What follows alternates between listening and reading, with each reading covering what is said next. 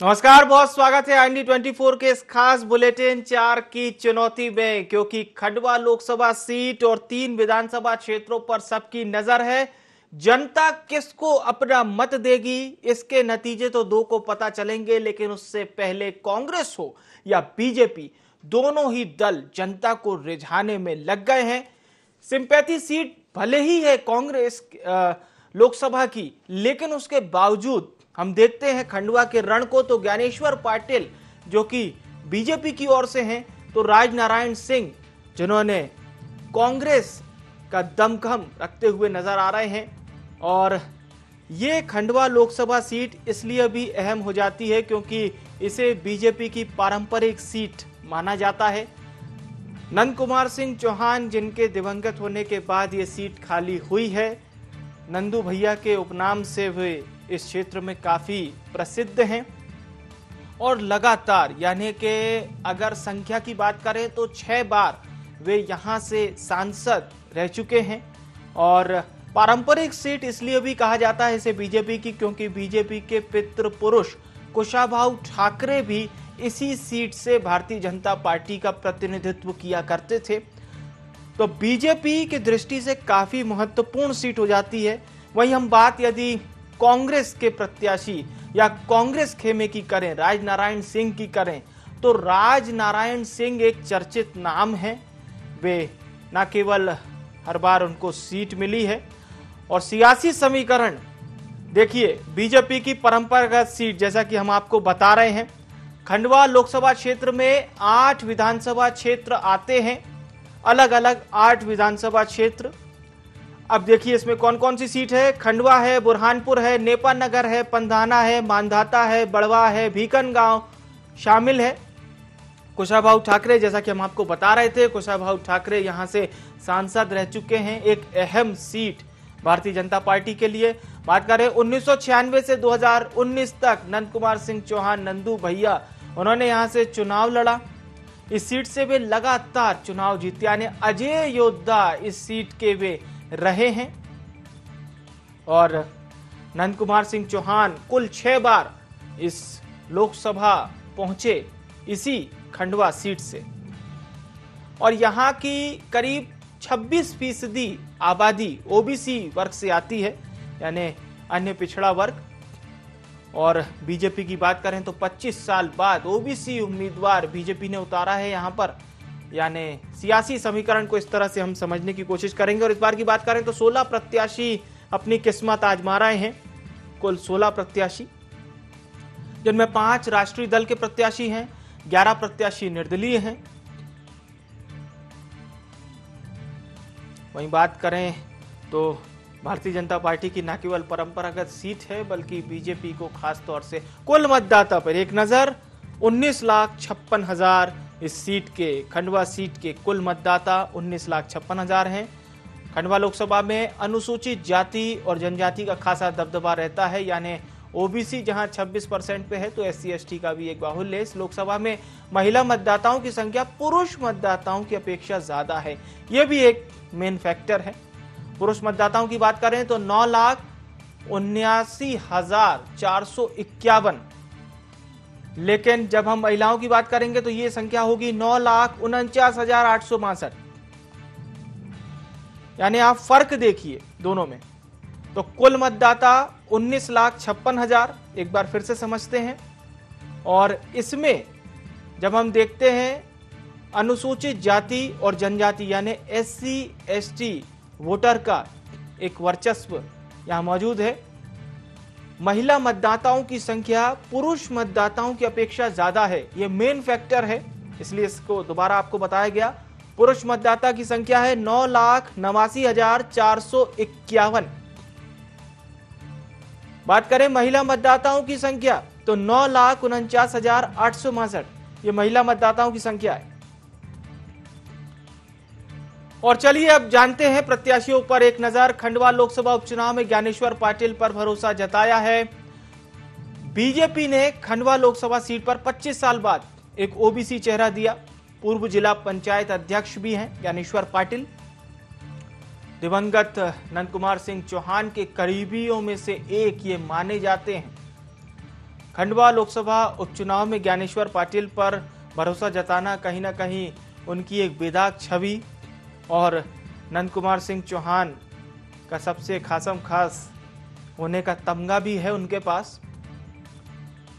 यही एक वजह रही कि दिवंगत नंद कुमार सिंह चौहान के सुपुत्र को यहां से टिकट नहीं दी गई, टिकट दी जाती है ज्ञानेश्वर पाटिल। तो उस दौरान भी एक चौंकाने वाला नाम। और चलिए अब राजनारायण सिंह की तरफ नजर डालते हैं। कांग्रेस ने 15 साल बाद किसी सामान्य सीट पर इस तरह से टिकट दिया है और तीसरी बार यह टिकट मिला है, ये बड़ी बात है। मानदाता से 3 बार विधायक रहे हैं राजनारायण, ये हमने आपको दी थी जानकारी। और 2020 मानदाता उपचुनाव में इनके बेटे उत्तम पाल सिंह को भी यहां से टिकट मिला था।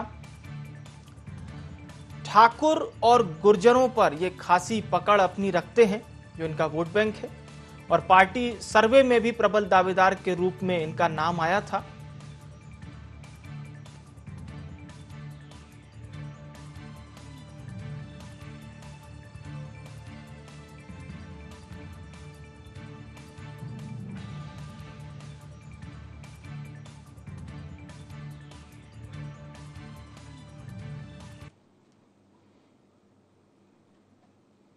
तो ये तो बात हुई जानकारियों की, लेकिन जब तक हम जमीन तक नहीं पहुंचेंगे तो कैसे पता चलेगा कि असल स्थिति में वहां हो क्या रहा है।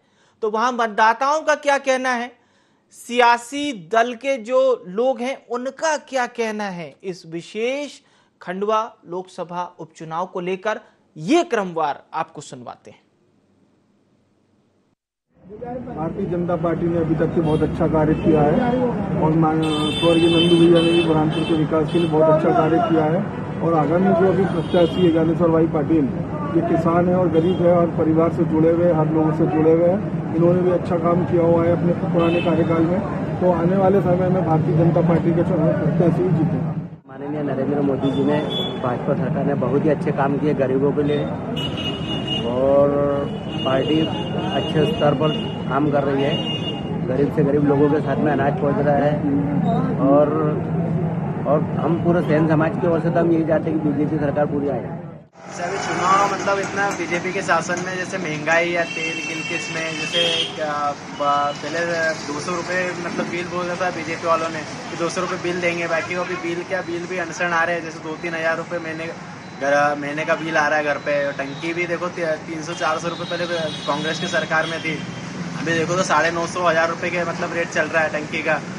और जैसे अभी देखे जाए तो पेट्रोल डीजल भी कांग्रेस के राज में 72-73 रुपये था, अभी देखो तो 116 रुपये लीटर चल रहा है। ज़्यादा ही महंगा हो गया, डीजल पेट्रोल भी ज़्यादा ही महंगा हो गया। रोड देखो कहाँ से कहाँ जा रहे हैं, गड्ढे देखो, बीजेपी के शासन में गड्ढे भी ऐसे पड़े हुए हैं। जैसे ट्रकें देखो तो ट्रक पलटी हो रहे हैं, कहीं मतलब गाड़ियाँ भी सुरक्षित नहीं है, लोगों के एक्सीडेंट हो रहे हैं, कुछ बहुत ज़्यादा ही परेशानी आ रही जनता को। ये कांग्रेस के पास और कोई मुद्दा नहीं है, क्योंकि कांग्रेस ने तो विकास के काम किए नहीं और भारतीय जनता पार्टी की, शिवराज जी की और मोदी जी की सरकार के विकास के काम आज गांव-गांव पहुंच चुके हैं और जन जन तक के उसका लाभ मिला है। ऐतिहासिक जीत होगी और आप उसके साक्षी रहोगे। जनता से आप देख रहे हैं कि जनता से अपार प्यार मिल रहा है भारतीय जनता पार्टी जनता पार्टी की ज्ञानेश्वर पाटिल जी भारतीय जनता 5 लाख से जीतेगी। कितने लाख से? जनता पार्टी में हर कार्यकर्ता के काम का आकलन होता है। भारतीय जनता पार्टी में सामूहिक निर्णय लिया जाता है। हर्षू चौहान हमारे भतीजे हैं और वे लगातार भारतीय जनता पार्टी के संगठन के माध्यम से वे भारतीय जनता पार्टी के प्रत्याशी ज्ञानेश्वर पाटिल को जिताने का काम कर रहे हैं। भविष्य में उनकी क्या भूमिका होगी वो पार्टी का संगठन तय करेगा। संगठन हमको अगर दरी बिछाने का काम भी देता है तो हम दरी भी बिछाएंगे। हर्षू को पार्टी संगठन जो जवाबदारी देगी, हर्षू भैया पूरी तरीके से जिम्मेदारी का निर्वहन करेंगे और कमल का फूल खंडवा लोकसभा के अंदर खिलाएंगे। सभी लोग टीम भावना से, परिवार भावना से काम करेंगे। सबसे पहला महंगाई का मुद्दा, दूसरा 2014 का मुद्दा काला धन लाएंगे, 15 लाख खाते में जमा कराएंगे। तो सवाल ये कि मुद्दे तो 1000 हैं और ये चुनाव तो ऐसा है कि पब्लिक का चुनाव हो गया। नेता अभिनेता की तो बात ही मत करो। भारत सरकार और हिंदुस्तान की पब्लिक चुनाव लड़ रही है, ऐसा चुनाव है। मतदाता तो नसीहत देने के मूड में है।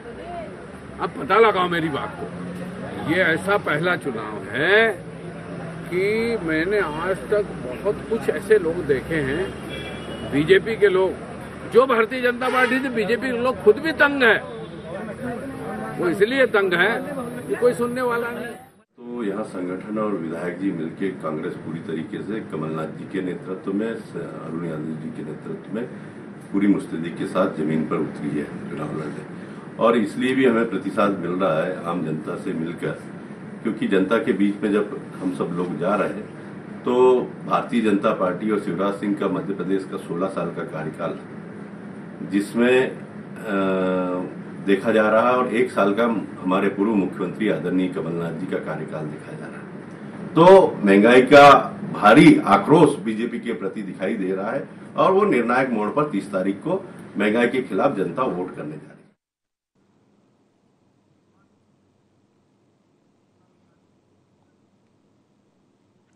तो सबके अपने अपने दावे हैं। कांग्रेस जहां केंद्र सरकार यानी कि मोदी सरकार के उसी चुनावी वादे को भुनाने की पूरी तैयारी में है जो 2019 में किए गए थे। कहीं कहीं पुराना सिलेबस भी आ जाता है 2014 वाला। लेकिन अभी की स्थिति को बताने के लिए हमारे साथ हमारे संवाददाता सुनील जुड़ चुके हैं। सुनील, ये बात तो तय है, दोनों पार्टियों से जब पूछा जाए कोई ये थोड़ी ना कहेगा कि हमारा पलड़ा कमजोर है, सभी अपना पलड़ा मजबूत बता रहे हैं। हालांकि सचिन बिरला जिस तरह से शामिल हुए हैं, क्या आपको लगता है जमीनी स्तर पर सियासी समीकरण थोड़े बहुत बदलेंगे या यथावत रहेगी स्थिति? जी विवेक जी, बता देना चाहता हूं कि बुरहानपुर खंडवा लोकसभा उपचुनाव को लेकर जो अटकड़े कांग्रेस और बीजेपी लगा रही है, पूरी ताकत जोर शोर से लगा दी है। केंद्र के मंत्री तगात बुरहानपुर और खंडवा का दौरा कर रहे हैं। वहीं पे कांग्रेस ने भी पूरे पूर्व मंत्री और कमलनाथ जी के भी दौरे लगातार चल रहे हैं, लेकिन जनता को लुभाने में ये लोग सफल नहीं हो पा रहे हैं, क्योंकि यहाँ पर कांग्रेस अपना मुद्दा लेके, महंगाई का मुद्दा को लेके मार्केट में उतरी जनता के बीच में कि जनता त्रस्त है, जनता परेशान है। और यहीं पर कांग्रेस में ज्योतिराव सिंधिया, बीजेपी के जो ज्योतिराव सिंधिया जी है, वो उनका ये कहना है कि कांग्रेस ने दलाली का अड्डा बना के रखा था और जब उनकी सरकार थी, और उनका मतलब इस प्रकार से एक दूसरे आरोप प्रत्यारोप लगा रहे हैं। और यहीं पे बता दूं कि बुरहानपुर की और खंडवा की जनता ये अब समझ चुकी है कि ये एक दूसरे को नीचा दिखाने में कहीं ना कहीं प्रयास कर रहे हैं, लेकिन जनता सब जानती है, क्योंकि जनता को क्या निर्णय करना है ये तो आने वाला समय बताएगा। झुकाव किस ओर अभी दिखाई देता है? देखने में ये मिला है कि जब जो विधायक अभी बीजेपी में शामिल हुए कांग्रेस से, तो कहीं ना कहीं यहाँ पर फूट और जो गुटबाजी जो सामने नजर आ रही है, और वो गुटबाजी को देखते हुए धीरे धीरे करके कांग्रेस छोड़ के लोग जो बीजेपी में शामिल हो रहे, तो ऐसा कहीं ना कहीं लग रहा है कि कई कार्यकर्ता से लेके और विधायक भी जो बीजेपी में शामिल हो रहे, तो यहाँ कहीं ना कहीं बीजेपी का पलड़ा भारी नजर आ रहा है और कांग्रेस पूरी ताकत लगा चुकी है और लगा रही है। कल भी कमलनाथ जी का यहाँ दौरा है, तो देखना ये होगा कि अब जनता निर्णय करेगी। इनका भविष्य जो कैद है वो आने वाले समय में साफ साफ नजर आ जाएगा कि जनता किस पे निर्णय लेती, किस पे मोहर लगाती, किसकी दिवाली होती है। जी सुनील, मैं ये जानना चाह रहा था कि जब मुख्यमंत्री शिवराज सिंह चौहान से आपकी बात हुई, किस तरह की बॉडी लैंग्वेज उनकी नजर आई और कितने आश्वस्त नजर आए थे वो? जी विवेक जी, बता देना चाहता हूँ कि जब माननीय मुख्यमंत्री जी शिवराज सिंह चौहान से जब हमारी खास मुलाकात हुई, तो उस बातचीत के अंदर उन्होंने ये साफ नजर कहा था कि जब हम राजा है लेकिन हम जनता के नौकर हैं। और वहीं पर एक गरीब परिवार जो गवई परिवार है बहादुरपुर ग्राम में, उनके घर में प्रधानमंत्री आवास योजना का उन्होंने लाभ दिया और एक गरीब परिवार के यहाँ पर उन्होंने रात्रि में विश्राम किया, भोजन किया। और उसके पश्चात में जब उनसे ग्रामीणों ने चर्चा करी और हमारे से जब खास बातचीत हुई, तो उसमें ये बताया कि जब तक के किसी के घर नहीं जाएंगे और उनसे हालचाल नहीं पूछेंगे, तो हमें कैसा पता चलेगा कि इनके यहाँ क्या तकलीफ है। कई नई योजना बन जाती है, तो इस प्रकार से उन्होंने हमसे चर्चा करी और एक नई योजना की तैयारी में लगे थे कि वास्तव में गरीब के घर पे क्या रहता है, क्या नहीं रहता है और किस प्रकार की तकलीफ थी। इस प्रकार से काफी चर्चा करी उन्होंने हमारे से कम आधा घंटा बातचीत करी। और एक सरल स्वभाव के मुख्यमंत्री माने जाते हैं और वो है, क्योंकि स्वभाव जब हमारी उनकी मुलाकात हुई तो आसान तरीके से हो गई। यहीं पे हम बात करें कांग्रेस के किसी भी मंत्री या किसी से, तो बात करने के लिए उनके में समय नहीं रहता है। और हमने कई बार सोचा कि बात करें, इनसे भी जवाब ले, लेकिन इनके पास टाइम नहीं है। जब इनके जनता से मिलने के लिए समय नहीं है, तो जनता इन अपेक्षा में खरे कैसे उतरेंगे? क्योंकि जनता के पास में जाके उनका दुख दर्द जब समझेंगे जब तो पता चलेगा कि किस प्रकार से जनता क्या सोचती है, जनता को क्या तकलीफ है। ये बड़ी बात स्टेज पे, हाँ, स्टेज पे बैठ के बड़े बड़े भाषण देते हैं और बीजेपी की बुराई जरूर करते हैं, वो बात अलग है कि मुद्दा है, मुद्दा को भुनाने की बात अलग रहती है। लेकिन जनता यहाँ यदि परेशान है तो उनको साथ देना चाहिए।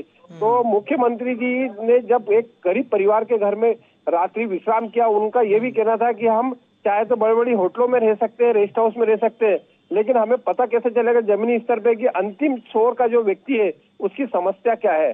तो काफी लोगों से चर्चा करने के बाद में वो इस नतीजे पे पहुंचे कि हम हर व्यक्ति के अंतिम छोर के गरीब व्यक्ति से जाके मिले, उनकी समस्या देखे। सुनील, ये बात तो समझ में आती है कि मुख्यमंत्री हो चाहे वीडी शर्मा हो, हमने देखा था कि दलित क्या भोजन कर रहे हैं, लेकिन क्या लगता है आपको वहां के स्थानीय, जो कि पूरे खंडवा लोकसभा सीट की बात करें तो SC ST वोटर बहुत ज्यादा हैं, तो क्या लगता है आपको कि ये जो दलितों के यहाँ पर जाकर भोजन बीजेपी के आला नेता कर रहे हैं, इसका असर 30 तारीख को भी दिखाई देगा? और 2 तारीख को जब नतीजे सबके सामने होंगे तो हम कह सकेंगे कि हाँ, बीजेपी का ये जो समरसता का परिचय था, इसे खंडवा की जनता ने स्वीकार लिया। कहीं ना कहीं इसमें ये देखने को मिला है कि ये जाति भेदभाव को दूर करने के लिए इन्होंने प्रयास किया, लेकिन बस बात यह है कि चुनाव, खंडवा लोकसभा उपचुनाव के अंदर ये जो घर जाके रुके, ये तो कहीं ना कहीं कांग्रेस का ये सोचना है कि राजनीति पैटर्न है कि इसमें जो अनुसूचित जनजाति के जो परसेंटेज वोट ज्यादा है, तो कहीं ना कहीं इनके मन को बदला जाए। तो ये दो भागों में, 2 बातों में सोचा जा रहा है कि कहीं ना कहीं ये चुनावी रणनीति के तहत हो सकता है, या फिर एक मानवता के अनुसार जाति और भेदभाव को दूर रखते हुए एक गरीब परिवार के यहाँ पर अपना भोजन करना और अपना स्थान देना, ये कहीं ना कहीं लोगों में भावना बदलने की कोशिश की जा रही है। जी चलिए सुनील, आप बने रहिएगा हमारे साथ। जो कल आपने मुख्य रूप से प्रदेश सरकार के मुखिया शिवराज सिंह चौहान से खास बातचीत की थी, वही हम एक बार फिर से दर्शकों को दिखवाते हैं, क्योंकि रणनीति समझना बहुत जरूरी है। जैसा कि सुनील भी बता रहे थे कि बीजेपी कह रही है कि हम राज तो कर रहे हैं, लेकिन जनता के बीच में जाकर उसके दर्द को भी समझ रहे हैं। चलिए सुनवाते हैं आपको मुख्यमंत्री शिवराज सिंह चौहान ने कल क्या कुछ कहा था। बात करेंगे हमारे मुख्यमंत्री जी से कि किस प्रकार से लग रहा है कि आप आज ग्रामीण में आए और एक परिवार के, गरीब परिवार के घर में रुके हैं। नहीं, तुकाराम जी के यहाँ रुक के मुझे बहुत आनंद हुआ है। देखो, यही हमारे भाई और बहन हैं और जिंदगी का लक्ष्य है जनता की बेहतर सेवा करना। तो सहजता से जब अपन ऐसे परिवार में आते हैं तभी आम आदमी की समस्याएं पता होती है। कल जैसे उन्होंने मुझे अपनी तकलीफ व्यक्त की कि कोरोना के कारण बैंड बाजे वाले जो हैं उनके बिजनेस का सत्यानाश हो गया। उन्होंने तकलीफ बताई कि हम कितनी कठिनाई से गुजरे। तो ये समस्या जब पता चलती है तो इसका फिर समाधान ढूंढते हैं। अगर आप जनता से मिलोगे ही नहीं तो पता ही नहीं चलेगा कौन किस तकलीफ में है। तो वैसे ही कोरोना के कारण टेंट वाले, बैंड वाले, भोजन बनाने वाले जो इस काम में लगे थे, जो अलग अलग शादियों में जाके भोजन बनाते थे, उन सब की परेशानियां वो भी पता चली।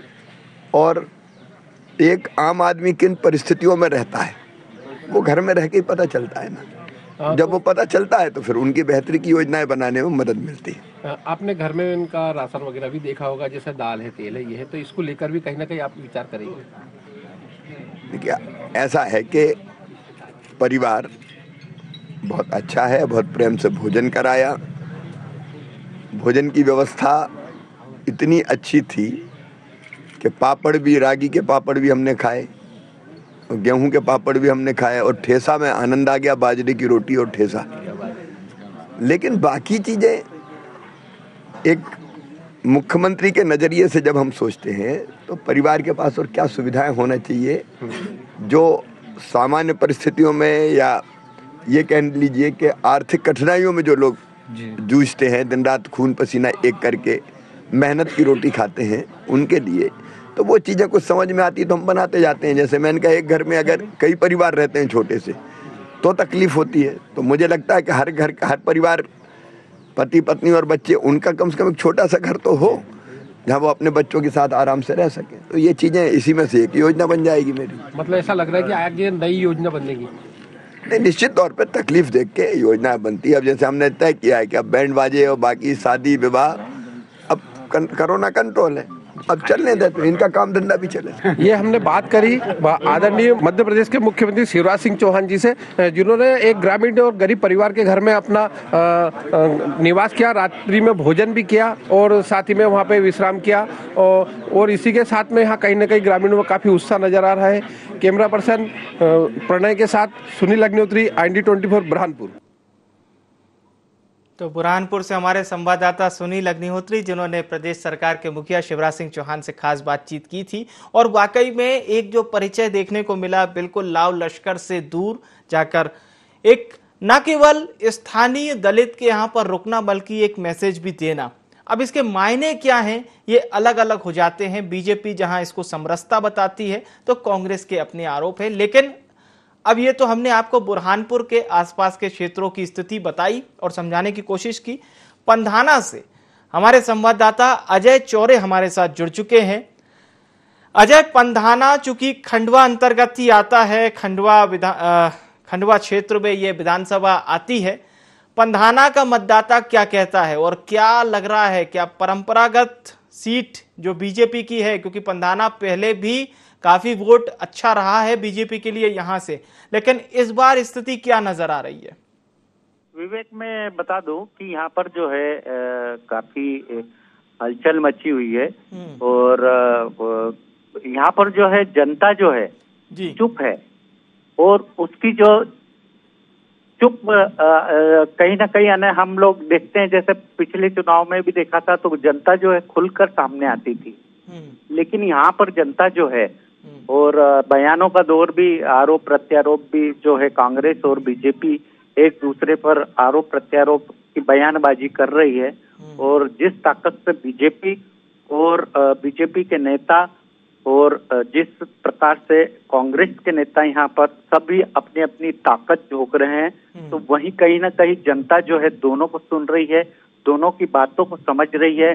लेकिन जनता की चुप्पी जो है, अब वो कहाँ किस हद तक जाएगी, ये बताना बड़ा मुश्किल है। विवेक, जनता काफी चुप है, लेकिन स्थानीय जो विधायक हैं, या हम ये कह लें कि कांग्रेस बीजेपी के जो खेमे हैं, वो किस ओर से देख रहे हैं, यानी उनका दावा क्या है पंधाना को लेकर? एक अंतिम प्रतिक्रिया बताया जाए तो पंधाना विधानसभा जो है वो एक भाजपा का गढ़ रहा है और हमेशा से भाजपा को यहाँ पर विजयी प्राप्त हुई है और काफी कुछ विकास कार्य भी यहाँ पर हुए हैं। लेकिन कहीं ना कहीं कुछ मतदाता हैं जो जिनकी नाराजगी है और यहाँ पर मुद्दे जो हैं, सड़क है, फिर सिंचाई योजना है, बिजली के बिल, इनको लेकर के, महंगाई को लेकर के, यानी कहीं ना कहीं जनता जो है वो अभी चुप है।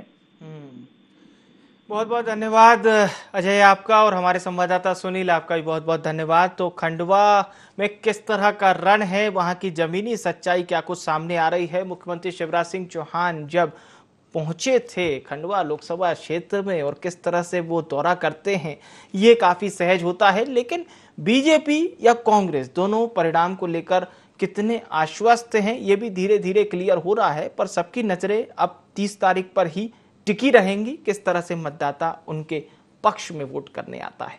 तो फिलहाल के लिए 4 की चुनौती में इतना ही। दीजिए इजाजत, नमस्कार।